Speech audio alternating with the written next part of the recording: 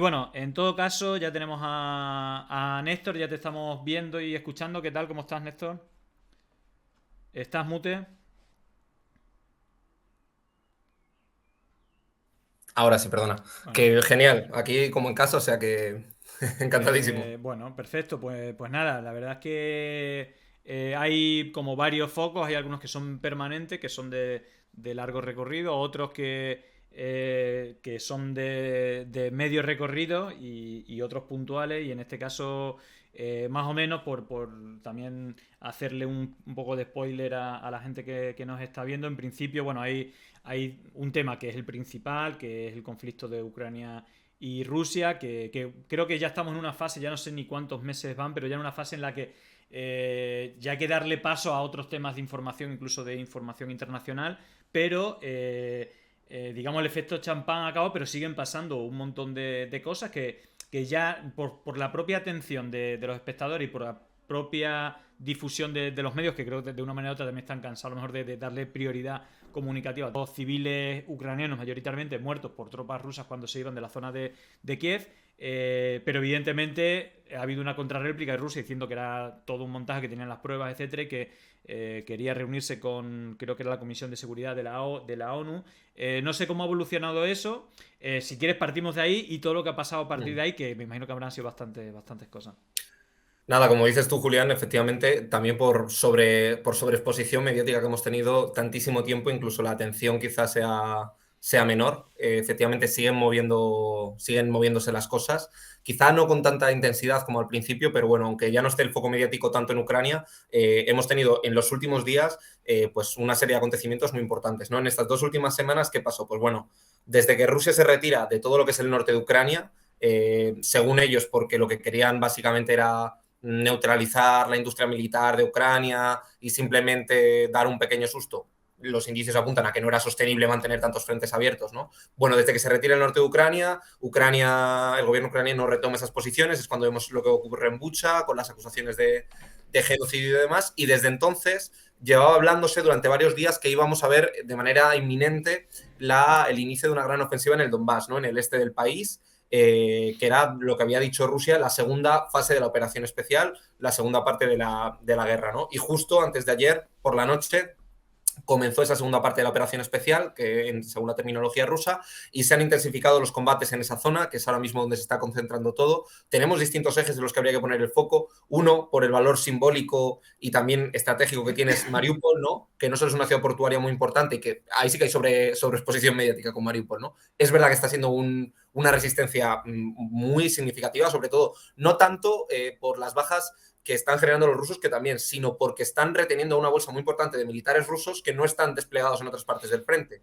Por eso que caiga Mariupol lo que permitiría al ejército ruso es recolocar a varios miles de soldados en distintos puntos del frente que serían más útiles, ¿no? Parece que ya están en las últimas, que están recluidos en las partes más escondidas del Azovstal, que es un complejo industrial enorme del tamaño de algunas ciudades, y que por tanto eso ha hecho que sea más difícil el acabar con la resistencia ucraniana.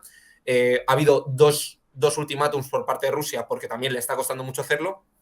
Pero bueno, una vez que acabe la situación en Mariupol, que puede ser significativa y puede ser importante, nos tenemos que fijar, como digo, en el Donbass. Ya estamos teniendo combates, estamos teniendo algunos avances rusos y paralelamente a lo que ocurre en el frente militar, que va a ser importante y que ya estamos viendo que hay una intensidad de los combates muy fuerte y además que son combates ya directos, más sangrientos, más violentos, está paralelamente a lo militar lo diplomático. Y hoy hemos visto como hacía un rato se enviaba, aunque parecía que llevábamos 2 semanas en la que todo eran hostilidades y malas palabras, Rusia había enviado una respuesta a Ucrania sobre cuáles eran las condiciones para firmar la paz.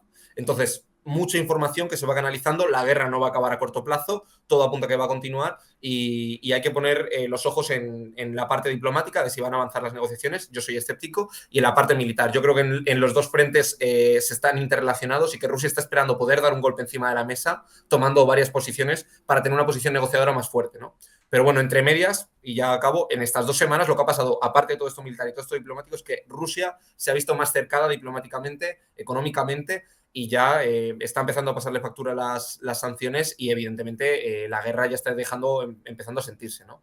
dijo la presidenta del Banco Central de Rusia que las reservas con las que se había aguantado este primer tirón daban hasta el tercer trimestre de este año. Es decir, que en 4 o 5 meses Rusia podría tener de verdad ya problemas financieros mucho más severos. Sí, concretamente con el tema de la ONU creo que se pusieron ciertas trabas administrativas. No sé si va a haber como una especie de juicio sobre lo que ha pasado en Bucha, más allá de las evidencias, pero evidentemente creo que no se nos escapa a nadie que desde un lado se habrá exagerado y desde el otro también se habrá intentado aminorar. Yo creo que evidentemente habría muertos de los dos bandos.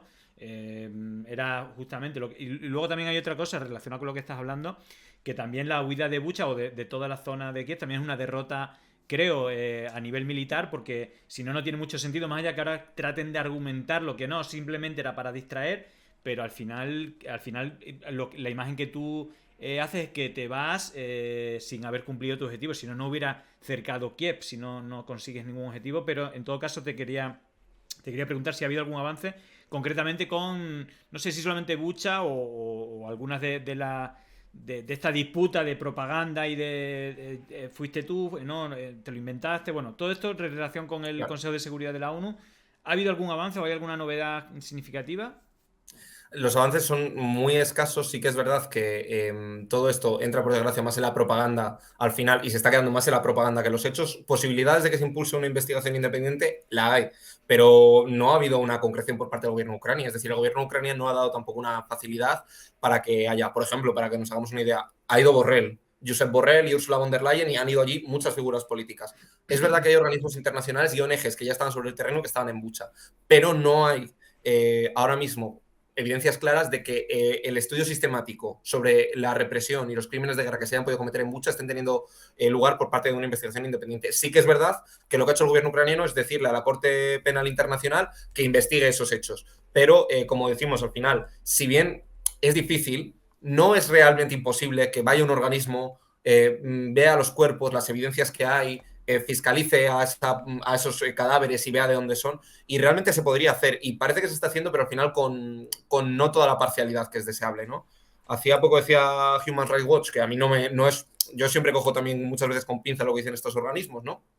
Pero decía que, bueno, que sería deseable que se pusiese lo antes posible en marcha una investigación completamente transparente, que no tuviese ningún tipo de vinculación con los medios, y hablaba que tendría que hacerse extensiva a toda la guerra de Ucrania. Y decía que había habido crímenes de guerra por ambas partes, que es evidente, porque Sí, pasa siempre en todos los eso sí lo podemos decir, ¿no? Que yo muchas veces, no que me enfade, pero el otro día me entré a escuchar luego por otra parte, mucho más sanguinarias, pues las acciones del ejército yo he visto 3 o 4 vídeos que además están confirmados, incluso lo han difundido en sus propios canales, de cómo van bajando a militares heridos, como desangrándose a punto de morir, y van bajando a otros que no están heridos, nada más bajarse, le pegan un tiro en las piernas y los amontonan, ¿no? O cómo asesinan a... Bueno, este tipo de Sí, sí, sí. imágenes que hay pruebas y además y que serían delitos también. Es decir, en todo caso, no sé si también hay algún tipo... Bueno, primero tu análisis, cómo ves la situación. Yo veo que es terrible y es terrible en muchas cosas por las dos partes, pero que la manera la gente tiene mucha facilidad primero para etiquetar a si no dices una cosa, eres pro Putin o eres un fascista, un nazi por decir algo en contra de Rusia, y luego también de la tendencia a irte a un extremo o al otro y no ver, en vez de hacer un análisis real y crítico de que hay cosas mal por ambas partes, ¿no? Claro, totalmente. O sea, la intensidad que está teniendo la guerra en términos comunicativos es brutal. Quizás sí que sea el conflicto armado. Habíamos tenido conflictos armados que habíamos podido seguirlo a través de redes sociales y demás. Pero este quizás está haciendo el más comunicado, el más expuesto. O sea, hay una sobreexposición mediática brutal. Y está siendo en términos súper polarizantes y súper simplistas. Y es una guerra de mitos y de fake news y de desinformación, porque evidentemente la información es un arma súper útil para proyectarte internacionalmente, para legitimar tus aspiraciones y para demonizar al enemigo, que es fundamental, ¿no? Pues para cohesionar a tu pueblo y de cara al exterior, pues para justificar las posiciones que estás teniendo. Y en la parte que nos toca, que es la occidental, evidentemente lo que estás diciendo es brutal lo que ha ocurrido. Y además es una simplificación muy peligrosa, porque ni la guerra en Ucrania es una cuestión de desnazificar el país, como dice Putin, porque hay elementos nazis que realmente tienen un poder considerable, pero no toda Ucrania, ni el ejército ucraniano, y aunque había una deriva que podríamos calificar pues, de extrema derecha, no era una cuestión de desnazificarlo, igual que tampoco es una cuestión por parte de lo que acusa a Ucrania de que esto esté siendo un genocidio, porque no está siendo un genocidio. Un genocidio es una cosa serísima. Entonces, lo que está viendo es evidencias clarísimas de que está habiendo unos crímenes de guerra sostenidos en el tiempo por ambas partes, como por desgracia ocurre en la mayoría de los conflictos armados, pero con una hipocresía brutal. Está habiendo una exposición selectiva de algunos de los casos.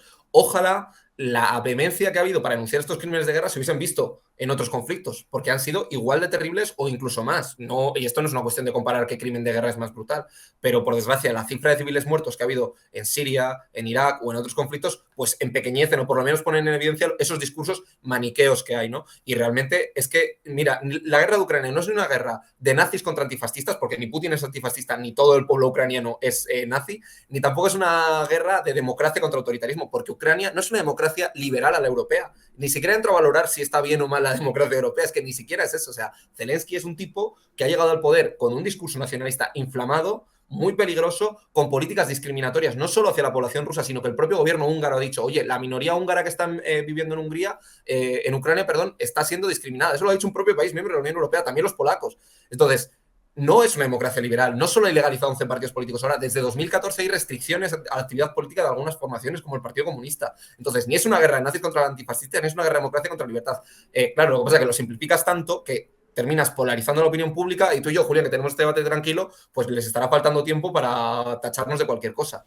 Claro. Y claro. De hecho, fíjate que por aquí Mamen Bond me corrige tú, fíjate, hasta donde hemos llegado que cuando presentan la serie de Zelensky, la frase exactamente es el presidente de los que amamos la libertad. Es que, ojo, Qué libertad. precisamente libertad, ¿no? Bueno, ideológicamente puede tener tu debate, pero precisamente lo que había un recorte de libertad tremendo a nivel político, a nivel informativo bueno, y esto está pasando, es decir, puede pasar, ¿no? Como el aplauso cerrado, que también lo comentamos, y dice, joder, me extraña que haya ese aplauso cerrado en el Congreso cuando... Uf, es decir, más que el aplauso cerrado, que lo puedo entender porque, bueno, al final es como un apoyo simbólico al gobierno, al gobierno no, a las víctimas de la guerra, que mayoritariamente son civiles ucranianos, es como a los que han hecho amagos de no aplaudir, creo que, por ejemplo, Enrique Santiago, yo creo que Sí. se quedó a media, no hizo como que Aplaudaba hacía, poquito. pero no lo hizo con mucha ilusión. Y lo reventaron en las tele. Digo, pero cómo no va a ser legítimo? ¿Cómo no va a ser legítimo no aplaudir? Es decir, ¿cómo no va a ser legítimo? Es decir, es que el tipo que hay ahí, ¿cómo no va a ser criticable? Y eso no quiere decir que sea pro Putin para nada, pero joder, es que a mí me da cosica y luego ese blancamiento ha sido tremendo, pero vaya, ¿de qué tenemos que estar pendientes? Digo, por cambiar temas, Mm. si nos ha quedado algo por hablar, ¿qué sería? ¿Y cuál es tu perspectiva de estos días de avances? ¿Cómo crees que va a evolucionar estos días el conflicto? Bueno, hay varias cosas que tenemos que tener en cuenta. Lo primero es la caída de Mariupol, como decía, es importante por el valor simbólico que tiene, porque también retóricamente para Ucrania está siendo un punto, ¿no? De la resistencia heroica, épica, y además ha dicho Zelensky que si acababan con la resistencia en Mariupol, que iban a frenar las negociaciones, lo cual es un farol, pero evidentemente es un método de presión. Si cae Mariupol, el ejército ruso va a poder redistribuir las tropas. Y como digo, lo que tenemos que tener ahora es el movimiento militar que no hemos tenido en 2 semanas, lo vamos a tener ahora. Estamos viendo avances en casi todos los oblast y el 9 de mayo dicen, y con un criterio bastante lógico, que es un día importante y significativo para Rusia, porque es el 9 de mayo, es el día de la victoria contra los nazis, y dentro de toda esta retórica, también, como decíamos, falsa y mentirosa, ¿no? Putin va a vender el 9 de mayo, el día contra la desnazificación, como también un nuevo éxito, ¿no?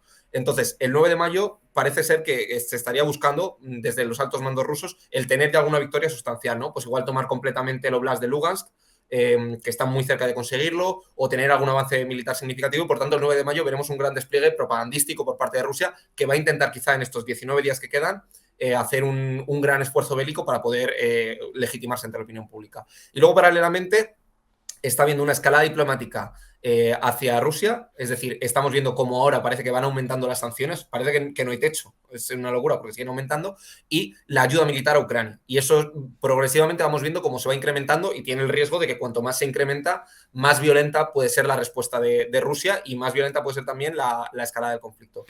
Y por último, la negociación. Vamos a ver qué pasa, porque en los próximos días podríamos ver nuevas rondas de negociación, aunque como digo, me temo que de aquí a 2 semanas o 3 semanas no vamos a tener, desde luego, resuelto el conflicto. Vale, y se nos pasaba una cosa que estoy compartiendo ahora, que salió, se conoció ayer. Pedro Sánchez se reunirá con Zelensky en Kiev en los próximos días. No sé si ya hay fecha, pero en este caso han salido titulares un poco ampliando como la propia Moncloa ha hecho ha hecho también la información. Y también han salido titulares como dar la tranquilidad al gobierno ucraniano que van a seguir mandando armas. Algo así, incluso a lo mejor no sé si aumentarla. Pero en todo caso, ¿qué crees bueno, cuáles son los objetivos? Es verdad que creo que también la inercia, ¿no? Cuando hay tanta propaganda favorable y tanto blanqueamiento a un personaje como Zelensky, todo el mundo se quiere hacer la foto con Zelensky, ¿no? Es como diplomáticamente, bueno, hacerse la foto con la estrella mundial, digamos, del mundo occidental, ¿no? Que la tratan casi como una estrella. Digamos que en este caso tendríamos una parte de imagen, pero a nivel geopolítico que podría ganar o perder, creo que más ganar, o cuáles crees tú que son las intenciones de Pedro Sánchez o las posturas que va a tener más allá de la foto para la galería. Claro, la clave la has dicho tú, todo el mundo se quiere subir a la cresta de la ola y jugar en favor de Ucrania es jugar sobre seguro en Occidente ante los medios de comunicación y la opinión pública en general. Pedro Sánchez va con una intención muy clara. En primer lugar, contrariamente a lo que pueda parecer, la política exterior de España, si bien podemos definirla como pasiva y como que se mueve por inercia, está cada vez más alineada y con total claridad por parte de este gobierno, por mucho que tenga coalición con Unidas Podemos, con los intereses de Estados Unidos. Y lo que hay es una apuesta clarísima y hemos visto cómo aumentar el presupuesto de defensa, los compromisos con la OTAN que se han firmado van en esa dirección. ¿Y qué mensaje quiere mandar Pedro Sánchez con esto? Que eso no hay ninguna duda. Y lo dicen en petit comité la gente del gobierno, que tenemos cumbre de la OTAN en junio en Madrid, en junio o en julio, y España va a reivindicarse como un aliado sólido, como una buena garantía de España para la seguridad internacional ante Estados Unidos, y entonces no solo estamos teniendo aquí visitas de Anthony Blinken, que ha venido ya un par de veces más de lo que suele ser normal, sino que, bueno, pues Pedro Sánchez va a intentar venderse como un líder con proyección internacional, que realmente no es, porque no ha tenido una agenda internacional muy destacada, pero bueno, sí que hay una apuesta clara por parte del gobierno de España de realinearse de manera clara con los intereses de Estados Unidos en la actual coyuntura internacional.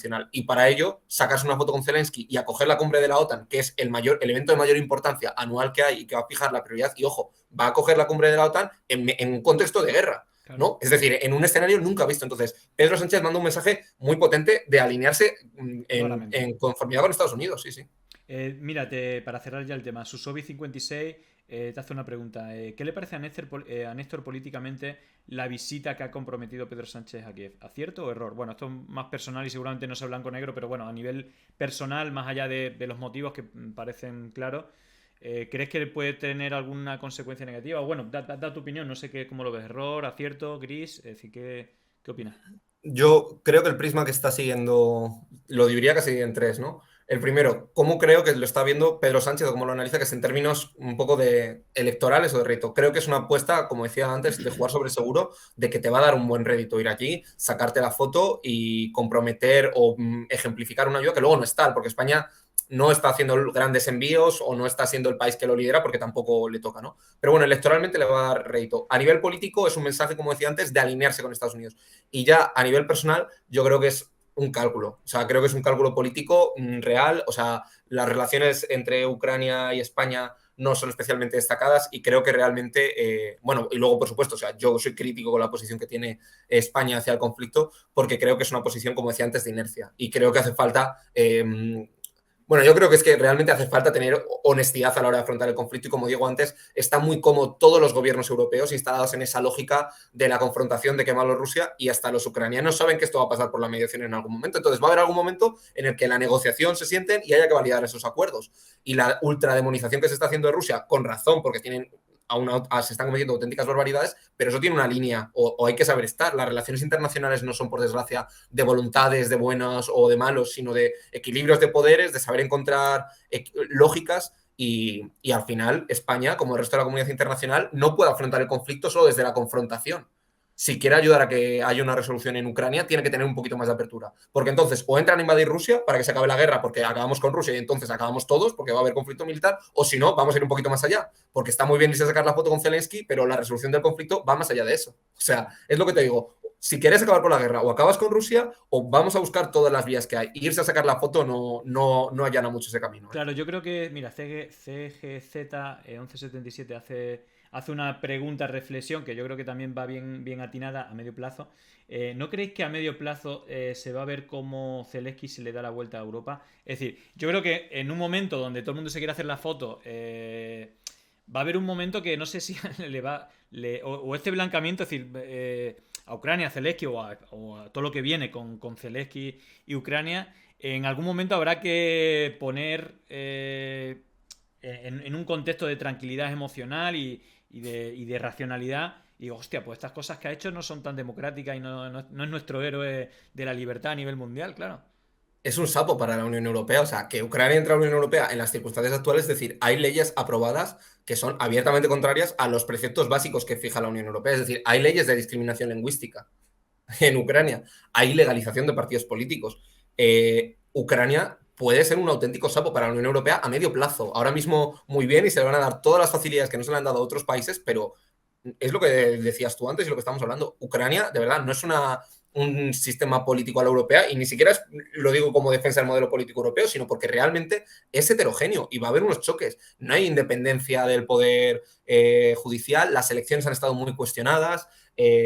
Bueno, es un auténtico sapo para la Unión Europea. Esto se lo va a comer sí o sí, porque claro, como estás vendiendo tanto la moto, al final, si termina entrando Ucrania, que yo creo que no va a entrar a corto plazo, va a ser un auténtico dolor de cabeza. De Eso hecho, no hay ninguna creo duda. que es un príncipe al revés. Normalmente en la historia el sapo le da el beso y se convierte en príncipe. Y ya que estamos hablando, yo creo que un príncipe que en cualquier momento se va a convertir en sapo, cogiendo Totalmente, la frase. totalmente. Pero Muy buena bueno, metáfora. siguiendo un poco con Pedro Sánchez, ya que lo hemos nombrado con esto último de la visita a Kiev, tenemos otra visita. Y si quiere empezamos por lo que a mí, más allá del cabreo, que de verdad es que aquí trato de controlarme, morderme la lengua, etcétera. Digo, por darle racionalidad, ha habido una cosa que me ha llamado mucho la atención y que quería empezar precisamente como estamos hablando de una reunión que va a pasar en el futuro, una visita a Kiev. Hemos tenido una visita en el pasado a Marruecos con el rey, ¿no? Y que ha habido ha habido varias escenas y ha habido una que me ha llamado excesivamente la atención, que es una foto, que además que son las fotos que seguramente emiten, bueno, pues la prensa o los responsables de comunicación del gobierno de Marruecos para que la vea todo el mundo, con la bandera de España al revés. Y otra que había como una figura de un morisco con un caballo pinchando, que yo creo que a un cristiano o algo así. En este caso te pediría una valoración de la visita de Pedro Sánchez. Empezamos si quieres por ahí, luego analizamos cuál es la situación actual. Y si estas dos situaciones que te he hablado, bueno, evidentemente no lo hemos visto mucho en medios de comunicación, porque creo que, pero sí que lo hemos visto en redes sociales, en espacios, digamos, más independientes, más críticos, donde siempre pensamos esto, que ha sido un fallo o ha sido una manera de ver la superioridad geopolítica, y además que la tiene, porque lo que estamos hablando al final te está yendo de socio. Digo, en el conflicto, focalizando en el conflicto Marruecos-Sáhara Occidental, tiene un pueblo que desea tener una relación desde su independencia, pero una relación de amistad, y la tiene con el pueblo, y que sería favorable para la economía y para muchas otras cosas para España. Y luego tienes a Marruecos, que la manera de negociar es amenazando o ejecutando esas amenazas, como hemos visto, como dejando paso a miles de inmigrantes para ver, oye, tengo el arma, la tengo yo y te puedo disparar cuando quiera. Y al final está cediendo a ese tipo de chantaje que lo pone una debilidad, incluso yo diría hasta el ridículo o la humillación te baja los pantalones y encima me burlo de ti, pongo la bandera al revés. A mí es la sensación que me da, no sé si me estoy pasando en el análisis, si esto ha sido una casualidad o que Marruecos quiere mostrar esta humillación hacia España y esta superioridad y fortaleza a nivel geopolítico. No, totalmente. Además, hay una cosa que es muy importante. Aquí la simbología no es casual, la simbología es muy potente en todo. Y hay tres elementos que yo creo que son muy importantes. Y, o sea, por supuesto, o sea, quiero decir, yo no he estado nunca en ninguna comitiva presidencial porque además yo creo que no me invitarían. Pero yo sé lo que viaja. Y viaja un equipo de protocolo. Eso sí que viaja siempre y son delegaciones. Es que no es posible que pongan la bandera de un país al revés. Es un caso de humillación brutal y muy significativo, y que lo filtró la propia prensa marroquí esa foto. Lo que yo no sé también es por qué entra Pedro Sánchez en esa sala si lo ve así, porque es muy fácil decirlo. Pero es que la propia sala, dicen fuentes del Ministerio de Asuntos Exteriores, que claro, lo han dicho algunos medios, yo me lo creo, que no dejaron entrar o que no se sabía en qué salas se iban a reunir, y que por tanto por eso el protocolo español no había visto cuál era la situación. Pero vamos a ver, hay tres elementos que son sintomáticos de lo que tú has dicho, de que Marruecos tiene una intención clara y que se cree de verdad la superioridad que tiene y la capacidad de controlar a España, porque mediante una técnica de chantaje que lleva aplicando años ha conseguido doblegar a una España titubeante, sin una agenda política exterior clara, y que ha terminado cediendo el Sáhara porque no lo siente como propio, pero que todo el mundo sepa que después del Sáhara va a Ceuta y Melilla o los aguas territoriales de Canarias. ¿Pero qué tres elementos son? Bueno, el primero es incluso las fotos del pasamanos con el rey, Pedro Sánchez sentado en un sofá, él solo, frente a la delegación marroquí, y el rey sentado en un sofá, él aparte, y luego los dos más gordos, que los has dicho tú. La bandera del revés, que es un símbolo de verdad que yo no lo he visto y en ninguna otra reunión de delegación que haya pasado. Hay incidentes como que pueda colocar la bandera mal o tal, pero son cosas muy simbólicas y que tienen una importancia brutal, y que son además la bandera al revés en términos militares implica rendición, ¿vale? Es solicitud de amparo, rendición, si tú cuelgas una bandera al revés en un contexto militar diplomático. La segunda, como decías tú, había en la reunión que tuvo Pedro Sánchez con el primer ministro marroquí una estatua de Ibsian, que era, bueno, no lo habré pronunciado bien, pero que fue un líder musulmán que fue clave en la conquista de la península ibérica, y que es un símbolo de lo que es el Gran Marruecos, y dentro de la historiografía marroquí la noción bueno, de eso, de la superioridad musulmana, y que es un símbolo muy importante. Para que te hagas una idea, no quiero compararlo porque se podría hacer, pero es como si se invitase al rey de Marruecos y se pusiese una esta del Cid campeador. Pues probablemente la prensa marroquí lo pudiese interpretar como una falta, porque sí que es un símbolo parcial, es decir, aunque luego puedas entrar en interpretaciones o no, que además yo no tengo un nacionalismo español que a mí me salten los sesos, pero es lo de antes, no es casual, tú no eliges qué figura pones ahí detrás, eso tiene una intencionalidad. Y ya la última, que a mí me parece la más escandalosa, es que fue, si no me equivoco, el 7 de abril.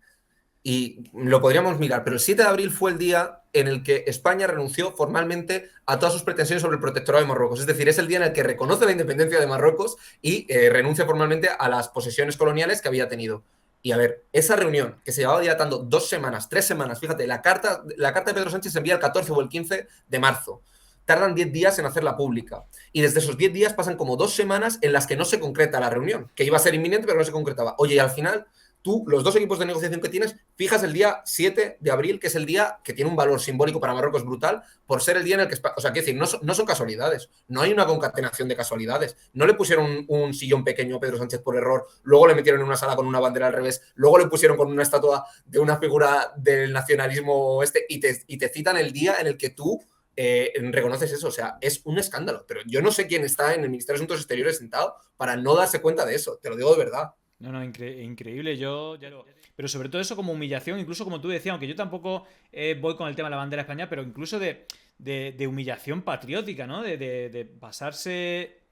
Es decir, que no entiendo el papel de. Es decir, no sé qué es tan importante. Si todo esto va en el mismo pack, decimos hablarlo de Zelensky, al final hay un nexo común que es el tema de la OTAN, el tema de Estados Unidos, el llevarse bien, el ganar posiciones, meter codo, un poco avanzar posiciones en esa inexistencia o irrelevancia de España en el contexto internacional dentro de la OTAN, incluso dentro de las relaciones ahora mismo con Ucrania, que es un poco el niño bueno, con el que todo se quiere hacer la foto. Y no sé si esto tiene ese sentido, pero si lo sacamos de ahí, es que no hay ninguno. Incluso, precisamente, hablando de soberanía española, económica, de los intereses de España, justamente, precisamente de la situación geopolítica, económica que ha traído el conflicto en Ucrania, uno de los vectores importantes es el tema del gas, que podría ser beneficiado España indirectamente por el gas que podría venir desde Argelia, pasando, bueno, el que viene de Argelia, y que incluso la Unión Europea apostaba, yo creo que como incentivo también para invertir fuertemente y hacer el Nord Stream este que pasaba por Ucrania, que venía de Rusia, puedes traerlo, el gas de Argelia, al resto de Europa. Y claro, Argelia, que al final tiene también un conflicto histórico con Marruecos, porque también fue víctima de su agresión, y también lo hemos contado aquí, digamos que, y al final es quien se está haciendo cargo también de los exiliados, de los refugiados desde hace un montón de años, tiene este conflicto y al final, claro, este movimiento de España no le ha hecho ninguna gracia hasta el punto que ha dicho que le iguala, es decir, que renueva el contrato de precios con todo el mundo menos con España. Esa una. Y yo he visto a la ministra diciendo, bueno, espero que nos suba un poco el gas. Es que es lamentable. Y luego, por otra parte, que ya hay una orientación preferencial hacia Italia para, en vez de llevar el gas por vía española, hacerlo vía italiana. Es decir, que un auténtico catástrofe si podríamos salir beneficiados siendo... es decir, no teniendo escrúpulos dialécticamente de, bueno, salimos bien económicamente, nos viene bien la guerra, dentro del contexto malísimo que a nivel internacional hay, es que ni siquiera puedes jugar esa baza sin sumar, que aquí por ejemplo Taleb lo decía, pero también se dice mucho desde los propios saharauis, si nosotros queremos ser independientes, pero evidentemente en nuestro socio preferencial, claro, somos hermanos históricos, toda la población habla castellano, sois nuestros hermanos, toda esa riqueza, ¿no? de fosfato, de los bancos de pesca, de los minerales que hay, el socio preferencial sería España. Y hay una situación que no hay. No sé si tú solamente harías este análisis que tiene que ver por este meter codo en posición internacional y hacerle la gracia a Estados Unidos y a la OTAN, o hay algún otro elemento que pueda explicar. También tú comentaste que hay una amenaza real y todo esto, pero al final el ceder al chantaje es un punto de debilidad que al final estás tan débil que hasta se ríen en tu cara, ¿no? En el caso de Marruecos. Totalmente. Mira, yo creo que lo primero de todo, ¿qué se gana con esto? Bueno, se ha dicho que se abre una nueva era en las relaciones entre Marruecos y España, lo cual es falso, porque por lo menos lo que se conoce hasta el momento, no sabemos si ha habido algún tipo de contrapartida por parte de Marruecos que a cambio de lo que se ha hecho se haya comprometido Marruecos a algo que no puede, porque Marruecos por constitución la figura del rey es inviolable y reconoce en la Constitución que habla de las fronteras históricas que incluyen a Ceuta y Melilla, entonces no va a haber una renuncia, porque el único que podría renunciar a esas pretensiones es el rey y no lo ha hecho. Pero dicen, nuevas relaciones. Bueno, yo me leí con detenimiento el comunicado que se emitió desde Exteriores en las que se citaban una docena de puntos en las que después de la reunión entre Pedro Sánchez y Mohamed VI se decía, vale, pues se va a reactivar este convenio, va a entrar en vigor este. Oye, son convenios que ya estaban firmados. No hay nada nuevo que entre encima de la mesa. Es decir, se van a reactivar la cooperación antiterrorista, la cooperación en materia migratoria. Es simplemente que se garantice lo que ya estaba firmado. Es decir, no se ha firmado nada nuevo, no hay ningún nuevo estado de las relaciones. Simplemente hay una constatación de que Marruecos ha hecho una dejación consciente de funciones con un socio en sus relaciones bilaterales y de que las ha restituido a cambio de un cambio de postura. Y esto es importante, porque ¿qué gana España? Pues lo que gana España es paz a corto plazo. Es verdad que yo creo que Marruecos va a respetar a corto, incluso a medio plazo, a lo que se ha comprometido. Lo que no pueden decir es que no hacen un chantaje, porque hemos tenido la mayor crisis. España tiene dos flujos migratorios fundamentales, el estrecho de Gibraltar y Canarias. Oye, pues los dos han tenido récord de migración el año pasado. La ruta canaria fue la más peligrosa de toda la Unión Europea y por el estrecho de Gibraltar y Ceuta y Melilla tuvimos la mayor entrada de migrantes con 15.000 migrantes en abril del año pasado. Oye, pues estas dos ahora mismo están tranquilísimas desde que esto ha entrado en vigor, lo cual es una constatación de que efectivamente existe un chantaje. Pero oye, no puedes decir que hay un nuevo estado en las relaciones si lo único que has hecho es que se garantice que se cumple lo que estaba firmado, porque estás constatando eso y claro, ¿por qué digo porque a corto plazo? Yo creo que Marruecos a corto plazo ha conseguido lo que quería. Cuando tenga amortizado la cuestión del Sáhara Occidental o necesita una nueva válvula de escape social, porque el nacionalismo lo que termina siendo una bandera para distraer a la población o para... No es un chivo expiatorio, pues podrán reactivar lo de Ceuta y Melilla, porque lo han dicho y porque es una cuestión intrínseca en ellos que han mamado y que la tienen encima de la mesa. Entonces, esto es paz para el corto plazo. ¿Qué va a ganar España? Que no tenga un problema migratorio ni de terrorismo con Marruecos a corto plazo. ¿Que a largo plazo lo va a necesitar Marruecos? No quepa ninguna duda de que lo va a reactivar, porque España no ha puesto ninguna salvaguarda para evitarlo. Ninguna. Y eso es peligrosísimo. Y claro, no solo es lo que está pasando con Marruecos, sino la contraparte, como decías tú, con Argelia. Y aquí hay dos cuestiones. Esto es como todo en las relaciones internacionales. No solo es lo que a ti te quitan, es decir, lo que dejas de ganar, sino también precisamente a lo que dejas de aspirar. Y nosotros no solo vamos a pagar el gas más caro, porque Argelia va a renegociar al alza los contratos, que ya lo ha dicho. Ahora que sepáis que se van a pagar los contratos de gas más caro porque vamos a hacer una revisión. Eso es lo que perdemos. Lo que no vamos a ganar es ser el hub energético europeo, que es lo que decías tú antes. En un contexto en el que necesitamos gas que no venga de Rusia, el único gran socio que tenemos en la cercanía es Argelia. Muy bien, Argelia tiene dos opciones, Italia o España. Pues con una tremenda torpeza en los tiempos, que yo creo que es que ni siquiera haya tenido plena autonomía y Marruecos fue quien filtró primero solo partes de la carta, está ya esto en un contexto en el que Argelia ha terminado firmando en tiempo récord una alianza estratégica con Italia. acaba de darle una concesión a Eni por la que a partir del año que viene, de cada 3 litros, de cada 3 de gas natural que entra a Italia, entra 1 a España. Es decir, cambia la proporción 1-3. ¿Vale? Ahora mismo están prácticamente igualados. Entonces, al final lo que ha dicho Argelia es, muy bien, yo os voy a dar una respuesta multifactorial, ¿vale? Y voy a ir a varios aspectos. He retirado al embajador, he reducido el número de vuelos, voy a frenar algunos aspectos de cooperación y os voy a subir el precio del gas. Pero que sepáis que no solo os voy a subir el precio del gas, sino que todo el gas nuevo que le hace falta a Europa va a llegar por Italia. Y va a ser quien se quede los impuestos y los peajes. Y va a ser él quien tenga una menor dependencia energética. Y por cierto, por mandarle un mensaje también al Ministerio de Transición Ecológica, que para todos, que sepa España que la estrategia que tiene ahora de suplir el gas que no llega por Argelia o por Rusia a través de gas natural licuado no solo es más caro, sino que es más contaminante, porque se extrae a través de fracking, exige un transporte de miles de kilómetros y la propia Comisión Europea dijo antes, hace años, que era un método de transporte y de energía que no era recomendable, porque es súper contaminante y además está mediante fracking, que es terrible, pero es otra de las cosas que al final se ha ocultado, porque como hace falta energía, pues nos da igual que contamine y que sea terrible. Pero bueno, por poner todas las fichas, vaya. Sí, sí, y luego mira, toda esta situación, digo, de como que ni le puede toser o como que es un aliado rendido a España por los motivos que sean. Igualmente, bueno, antes de entrar, quería poner un vídeo de Taleb en una televisión, sí, que creo es muy interesante porque también da pistas de cómo desde el gobierno de Marruecos ya hablan incluso de te van a detener por defender el Frente Polisario, te van a detener, te van a arrestar en España, etcétera. Pero antes de eso, porque hay una pregunta en el chat interesante, y Ambarte es la primera que hace en el chat, Pillayo dice, ¿puede ser por presiones, se refiere a esta actitud, estas cesiones, puede ser por presiones de países europeos para controlar la inmigración un factor? Es decir, que sean los países, porque al final la principal puerta de entrada de inmigración por el sur de Europa, o una de las principales, es España, y sobre todo se ha visto amenazada, es decir, ejecutada, la amenaza no amenazada, sino que hemos visto episodios de ejecución de esa amenaza, del peligro que podría resultar. Puede ser, más allá de estos guiños a la OTAN y a Estados Unidos, que en la propia Unión Europea haya tenido presiones.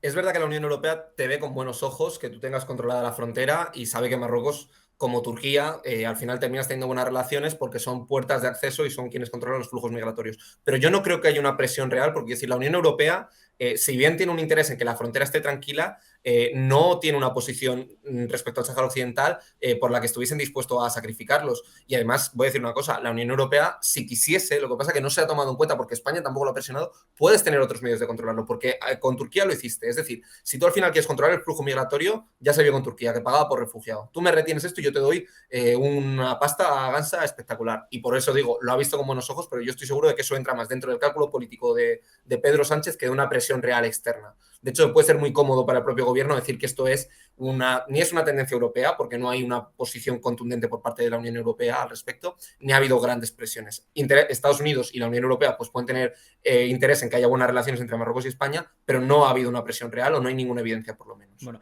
en todo caso te quería poner el vídeo, no sé si lo has visto, de Taleb, que precisamente el programa especial que hicimos de Sáhara, que también vino Taleb, Ali Salem, él, bueno, está haciendo un poco de portavocía en el conflicto, más allá de que no pertenezca a ningún partido político. Es decir, él como ciudadano español y ciudadano saharaui, bueno, pues va defendiendo un poco la postura o criticando también todo lo que está pasando. Y en una televisión, en este caso, bueno, voy a compartir pantalla y voy a poner el vídeo. Digamos, a Taleb lo invitaron respecto a un político marroquí, ¿vale? Y fijaros lo que pasó. Es decir, le acosó de manera brutal diciendo que le van a detener ya pronto en España por defender al Frente Polisario, la independencia. Lo pongo porque es bastante revelador de cuál es también la visión de Marruecos, de políticos marruecos. A mí me llama mucho la atención que tengan esta posición en una televisión pública donde lo está viendo todo el mundo. Yo creo que da un elemento más para ver hasta qué punto es la visión de Marruecos, no solamente del Sáhara, sino también del papel de España respecto al conflicto. Creo que... No sé si tú lo conoces, Néstor. Lo he visto, vale. Sí. Bueno, lo pongo para que lo vean los demás porque es tremendo. فقط توضيح هذا الذي أمامي هو عبارة عن صلبوط يتحدث باسم ميليشيات إرهابية نعرفها وسأعود إليك صلبوط لأن الذين دكتور لا ندخل في الموضوع دون شخصا يا دكتور. إذا أعود هنا إلى السلغوط يجب أن يجمع حقائبه ويتوجه. دكتور نجاوب على السؤال لو سمحت يا دكتور، لا نريد أن نشخص الأمور بينك وبينه، تفضل إلى الجواب. أجمع حقائبك يا سيد طالب دعني أسأله. دكتور لو سمحت، سألتك سؤالا أريد أجاوب عليه إن تكرمت. سبتة ومليليا محتلتين، هذا ثابت، وهذه أوراق للزمن، أقولها أوراق للزمن. ما حدث اليوم بين المغرب وإسبانيا بعد اعتراف إسبانيا بالسيادة المغربية على الصحراء المغربية هو تكامل إقليمي. ملف سبتة ومليليا هو مطروح، ولكن مطروح للزمن. هناك نقط الآن.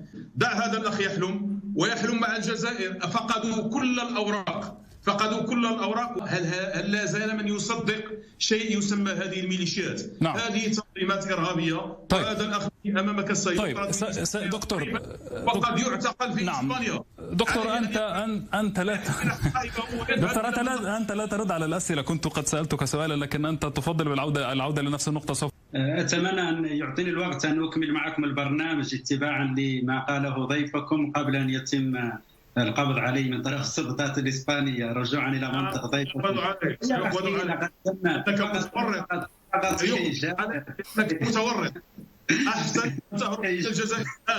Bueno, es bastante tremendo. Le dice, bueno, por pillar algún titular, dice, es cuestión de tiempo, te detendrán, coge la maleta y vete a Argelia antes de que te detenga. El acuerdo entre Marruecos y España va a hacer que tengas que huir a Argelia y que sois unos terroristas, unos putos, bueno, insultos muy graves.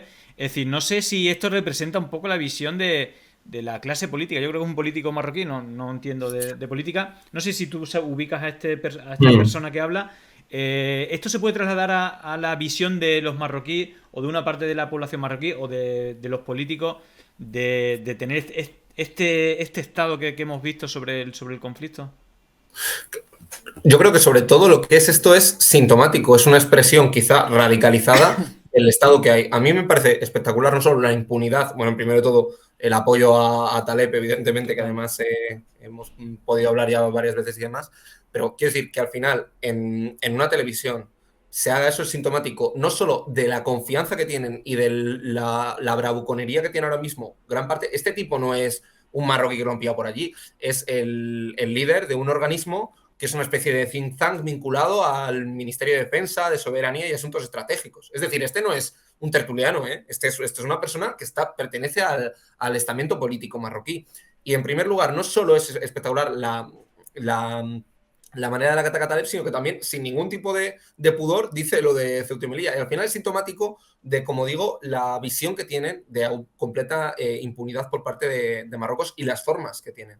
Entonces, yo creo que es la mejor demostración de cómo realmente hay una auténtica visión entre la clase política marroquí, que sí que existe, de que están envalentonados desde que pasó lo de Trump, y cuando han visto que España ha cedido, tienen más motivos para sentirlo. Y tienen un auténtico sentimiento de desprecio a España en ese sentido. Y tú lees la prensa marroquí y lo lees entre líneas e incluso a veces directamente, de auténtico desprecio. Yo me acuerdo que subía a Twitter hace un tiempo las caricaturas que sacaba la prensa escrita marroquí y eran espectaculares de elocuentes que eran, porque era un gobierno títere o un toro famélico, ¿no? Y Marruecos toreándolo. Y dices tú, esto es la visión que tienen ellos.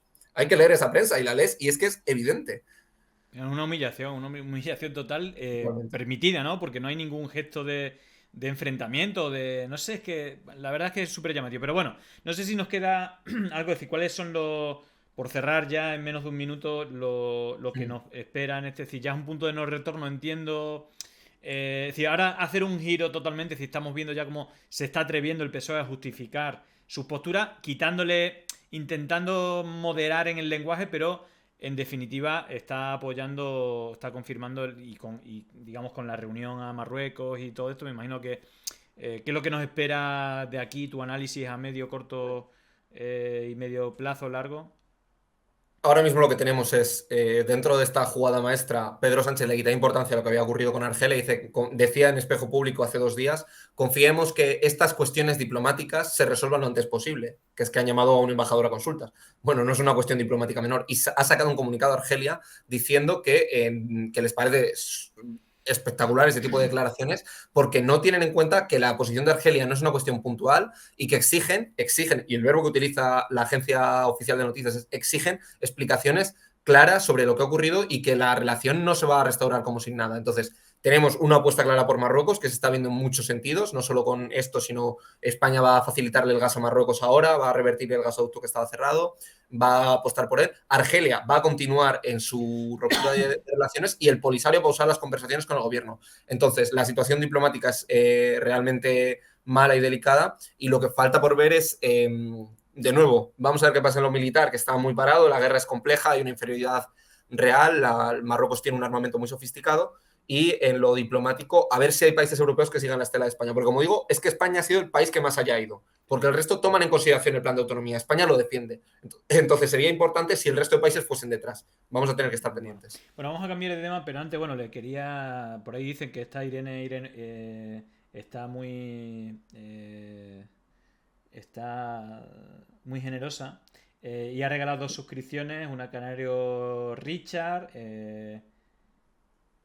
y otra la tengo por aquí perdida. Bueno, ha hecho 2 suscripciones Irenuca, muchísimas gracias, está súper generosa. Y mira, yo publicaba hoy, la semana pasada analizamos el bulo que se lanzó coordinadamente desde Vox y Oki Diario durante la Semana Santa en Granada, diciendo que había menas que lanzaban piedras y que, bueno, y todo esto se hizo una super bola.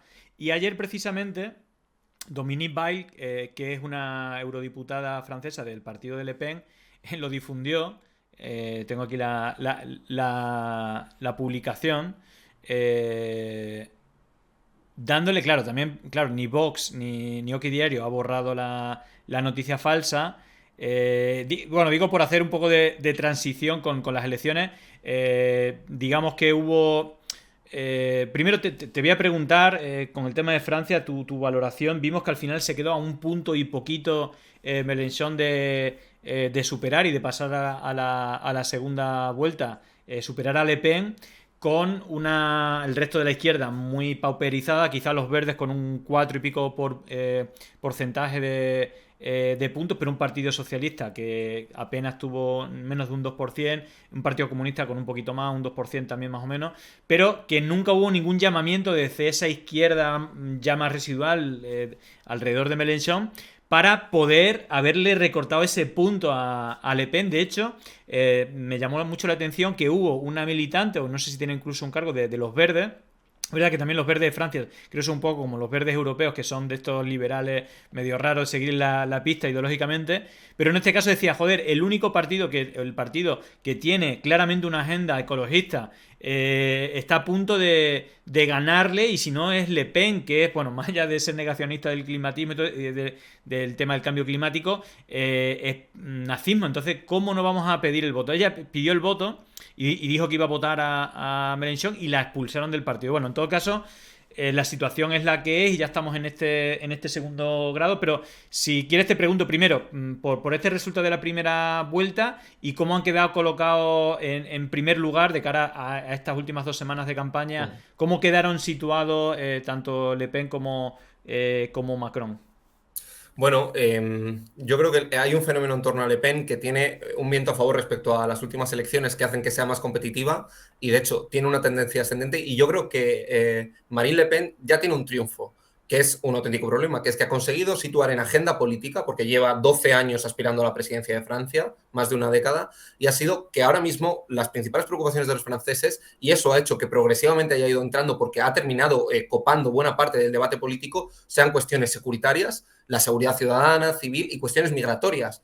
Entonces, en el momento en el que ella, con el paso del tiempo, ha conseguido meter eso en el debate público, ha conseguido posicionarse de una mejor manera. Y eso es un reflejo del crecimiento en votos que lleva teniendo desde hace una década. Eso en primer lugar. Y en segundo lugar, Marine Le Pen ha tenido la gran virtud de que ha actuado un poco pues, como una especie de pararrayos con Éric Zemmour, porque tenías un candidato, si ella era la extrema derecha más más visual de toda Europa, porque parecía que era la candidata de extrema derecha más de extrema derecha de toda Europa, aunque había partidos igual peores, pues te ha salido todavía un candidato más ultra que ha hecho lo que yo llamo el efecto pararrayos, porque claro, ya al final te hace buena, ¿no? Te termina moderando porque te sale un tipo que es un completo outsider, que al final tiene además un discurso brutal, y tú terminas quedando moderada sin perder mucha parte del fondo. Ha hecho un poco de ventana de Overton, ¿no? La ventana de Overton de mover todo el espacio ideológico hacia la derecha, diciendo brutalidades que hemos visto, como había un vídeo que se hizo bastante viral que publiqué de una chica de raza negra, no sé cuál es el origen, dice: usted, señor Zemmour, si una persona como yo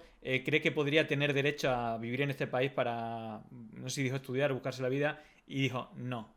Y luego los periodistas: muchas gracias, señor Zemmour. Y digo, joder, tío, ya estamos blanqueando el nazismo a niveles tremendos. Entonces, claro, Le Pen es una centrista.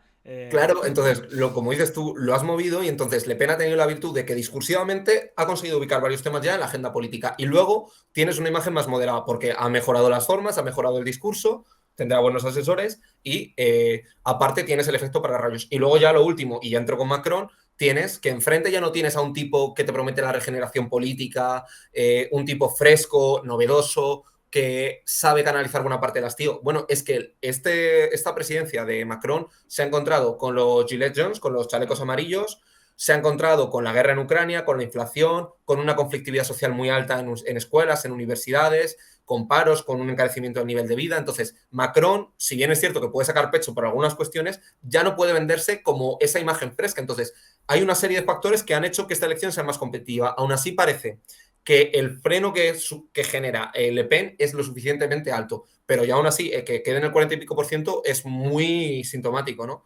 Y lo que queda en el otro lado, pues es como decías tú, Mélenchon, que se ha quedado 400.000 votos de Le Pen, a un 1,1%, que es nada. Y además no lo daba ninguna encuesta, las encuestas le daban más diferenciados. Anne Hidalgo, que es la candidata de un partido socialista ya fantasmagórico, ha tenido el 1,75% de los votos. Con que hubiese habido ese trasvase ya habría funcionado. Es verdad que Mélenchon tiene una personalidad muy desbordante, es un líder muy carismático, y es verdad que Francia Insumisa ha sido un proyecto que ha tenido un personalismo muy importante, pero era el único candidato competitivo dentro de la izquierda, y eso era evidente. Y parece que para las legislativas que va a haber en junio en Francia ya hay algunos movimientos, ¿no? Y que el Partido Comunista, incluso parte de los Verdes, aunque no con tanta claridad, ya han dicho que, bueno, que es verdad que igual hay que organizar una lista conjunta. Bueno, ya lo van a hacer a posteriori, y el impacto y el coste ya está generado. Bueno, perdona que te pare un momento, que nos acaban de hacer una raid de Psico 9000. Muchísimas gracias, Pablo. Y nada, estamos haciendo un análisis de la opción de Le Pen.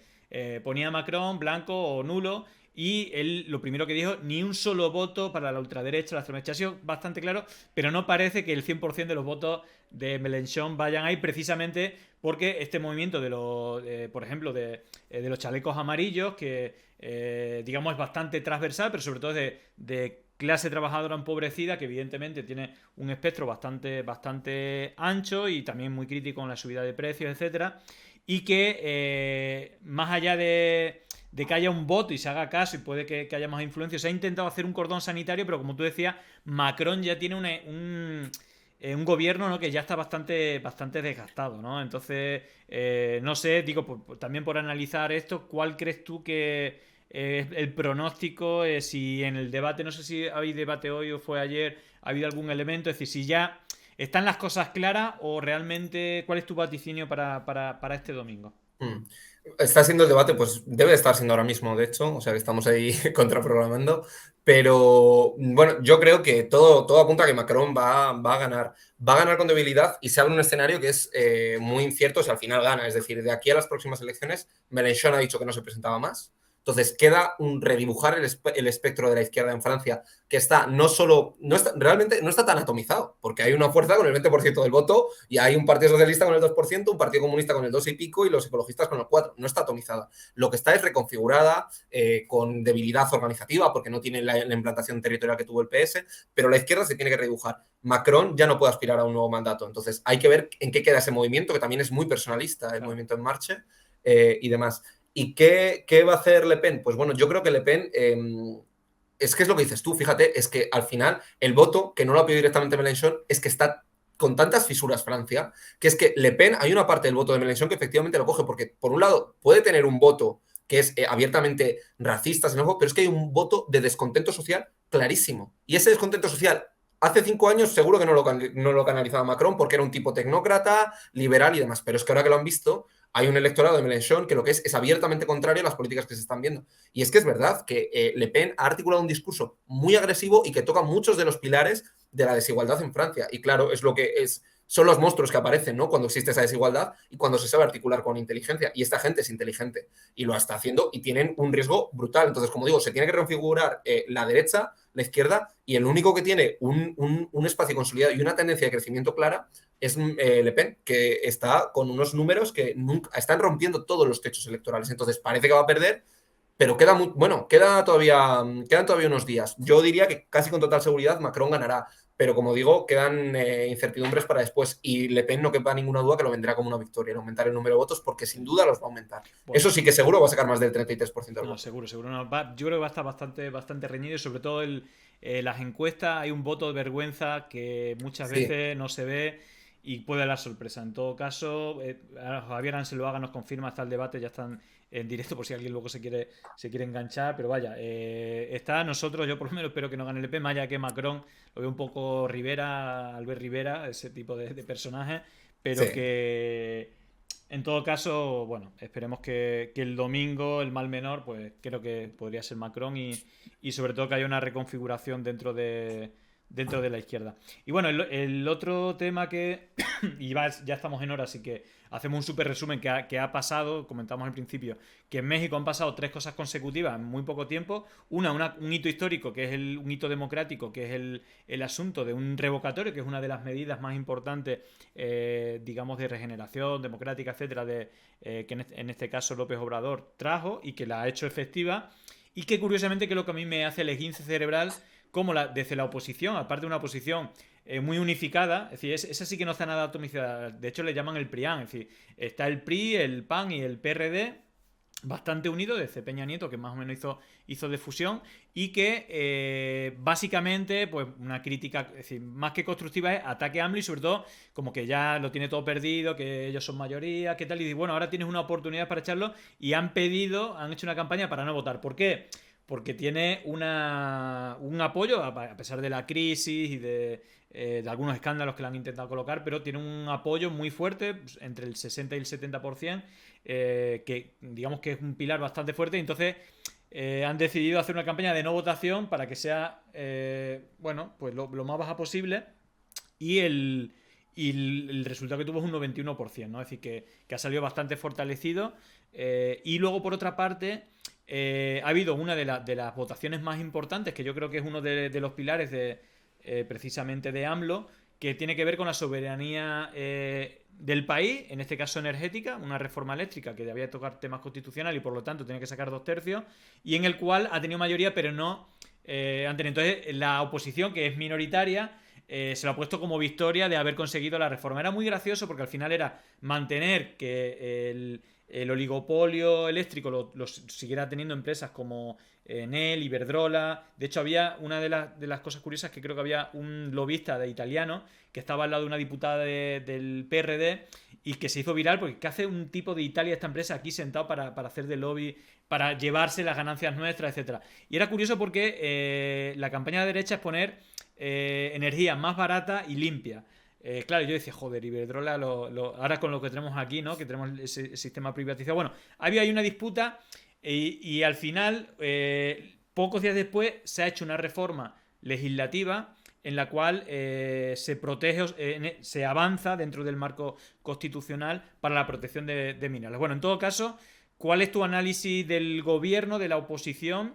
Y bueno, ¿qué crees que puede deparar? Si yo creo que quizás a lo mejor la oposición se ha destapado mucho, protegiendo, es decir, que en realidad había ya mucha crítica anterior a los gobiernos anteriores, precisamente por vender los recursos al extranjero. Pero en todo caso ha habido estas 3 cosas. No sé si tú piensas que esto le fortalece más a AMLO, lo refuerza, o en todo caso, ¿cuál es tu análisis de esta tríada que ha pasado en esta semana?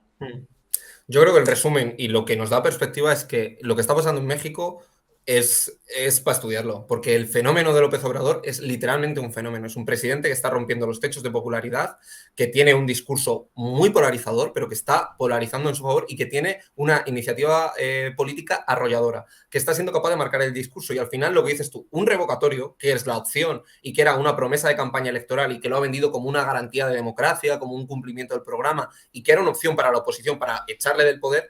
Bueno, es que la oposición sabía que es una oposición muy heterogénea y que se ha unido contra él, porque aparentemente son contradictorios ideológicamente. Tienes al PRD, que se supone que es socialdemócrata, tienes al PRI, que tiene una ideología amplia e indefinida, y tienes al PAN, que son conservadores, ¿no?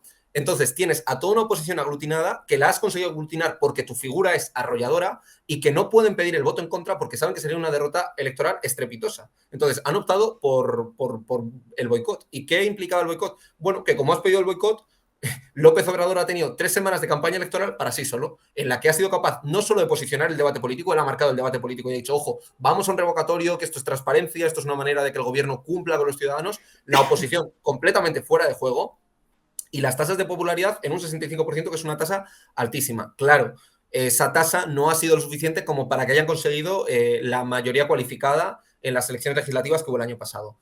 Morena y sus aliados están en los 250 y pico escaños. La mayoría cualificada son 334.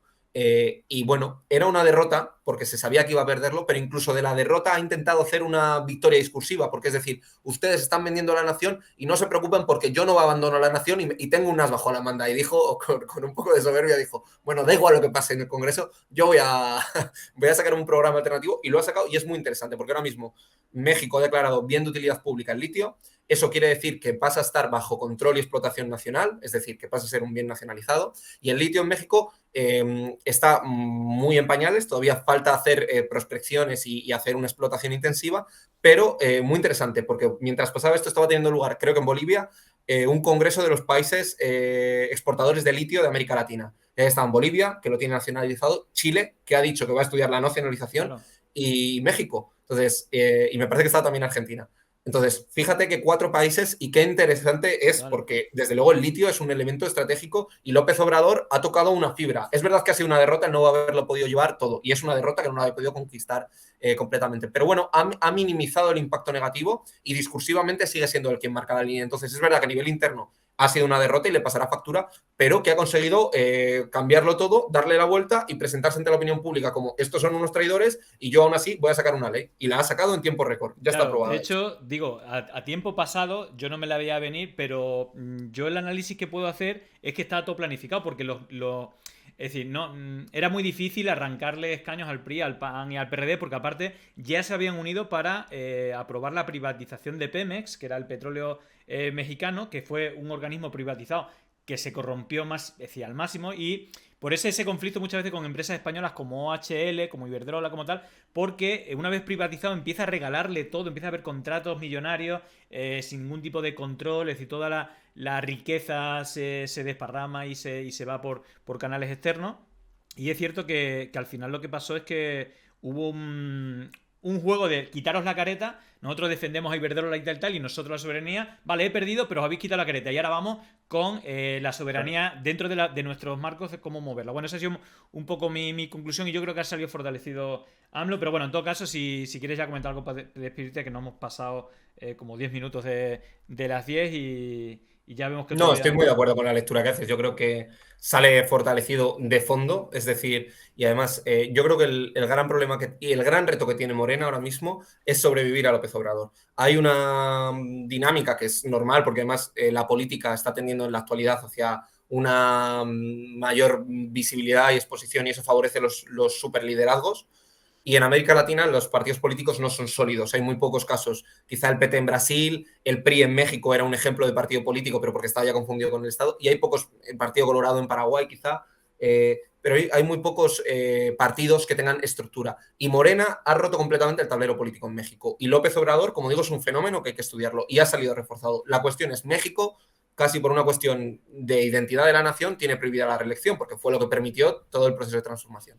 López Obrador, yo no creo que le meta mano, porque la oposición dice, no, este hombre se quiere perpetuar en el poder. Yo no creo, porque es como digo, un símbolo para la nación. Entonces, el reto es que sobreviva el proyecto político, que sobreviva lo que él llama la cuarta transformación, que encuentren un relevo, que el partido se asiente, porque López Obrador llevaba también presentándose a 3 elecciones anteriormente, hasta que ha sido elegido en la tercera.